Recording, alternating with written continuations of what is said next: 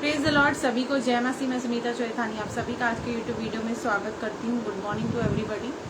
और आज जिस छोटे से वचन को मैं आपके बीच में लेके आई हूँ वो ये कि किस तरह से कभी कभी जिंदगी में ऐसे एक दौर आ जाते हैं जहाँ पे आपको खुद को खुद ही एनकरेज करना पड़ता है, क्योंकि इस दुनिया में डिस्करेज करने के लिए तो आपको बहुत लोग हैं, लेट डाउन करने के लिए तो बहुत लोग हैं, आपको गिराने के लिए बहुत लोग हैं, ढूंढने की जरूरत नहीं है। लेकिन कभी कभी जब हम प्रभु के दासों का इतिहास देखते हैं, हम चाहे यूसुफ के विषय में देखें, चाहे दाऊद के विषय में देखें, चाहे मूसा के विषय में देखें, हम देखते हैं कि कितनी एक बड़ी बुलाहट और मिनिस्ट्री पाने के लिए उन्हें भी कई बार ऐसे बहुत सारे दौरों से, ऐसे बहुत सारे बयाबान से गुजरना पड़ा जहाँ पे वो डिस्करेज हुए, जहाँ पे उनके हालात बहुत बुरे हुए।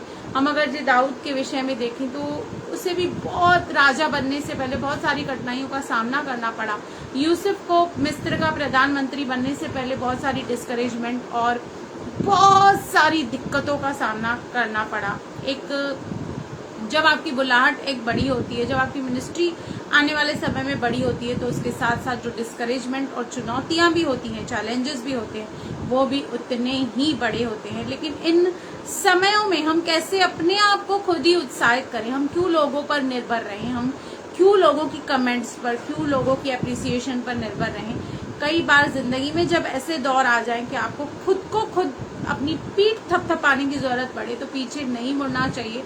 मैं आपको एक इंस्टेंस दिखाऊंगी कि किस तरह से राजा दाऊद ने, जब उसके ऊपर संकट आया, प्रॉब्लम आया, उसके अपने लोग उसे पत्थर मारकर मार डालने वाले थे, लेकिन उसने उस वक्त खुद को खुद एनकरेज किया।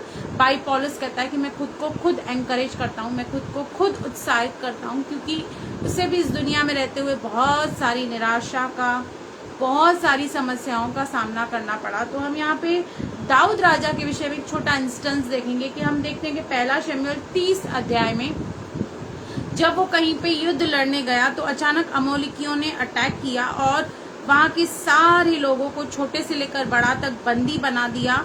यहाँ तक कि उसकी जो दोनों मतलब पत्नियां थी, स्त्रियां थी, बेटे बेटियां थी, उनको भी बंदी बना कर ले गए थे। तब क्या हुआ? 30 का चौथा वचन कहता है, तब दाऊद और वे लोग जो उसके साथ थे चिल्लाकर इतना रोए कि फिर उनमें रोने की शक्ति न रही।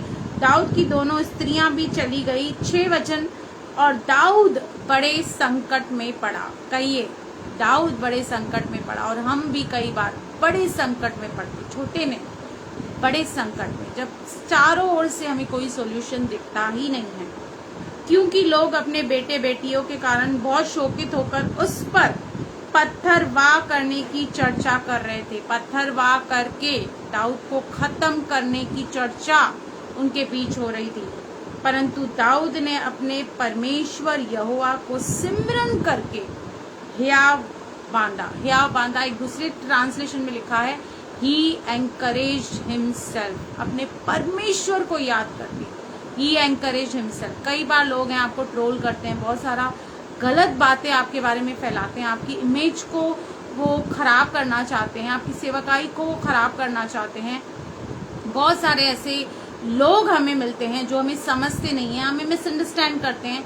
उस वक्त आपको करना क्या है? आपको यहोवा को सिमरन करना है, आपको परमेश्वर को सिमरन करना है और अपने आप को खुद एनकरेज करना है। और उसके बाद दाऊद ने क्या किया? परमेश्वर से पूछा कि क्या मैं इन पे चढ़ाई करूं, क्या मैं युद्ध करूं? और परमेश्वर ने कहा, हाँ, तू इन पर चढ़ाई कर, युद्ध कर। और उसके बाद उसने युद्ध किया और सब उसने जीत लिया। और इसी का ही हम अगर जे 18 पढ़ेंगे तो वहां पे लिखा है, और जो कुछ अमोलिकी ले गए थे वह सब दाऊद ने छुड़ाया। आज आपका जो भी कुछ किसी ने भी छीना है, किसी ने आपका सुकून छीना है, किसी ने आपकी ब्लेसिंग छीनी है, किसी ने आपका कुछ छीना है, आपको हर्ट किया है, लेकिन परमेश्वर सब कुछ आपको रीस्टोर करके देगा। वो नव निर्माण करने वाला परमेश्वर है, वो पुनः स्थापित करने वाला परमेश्वर है।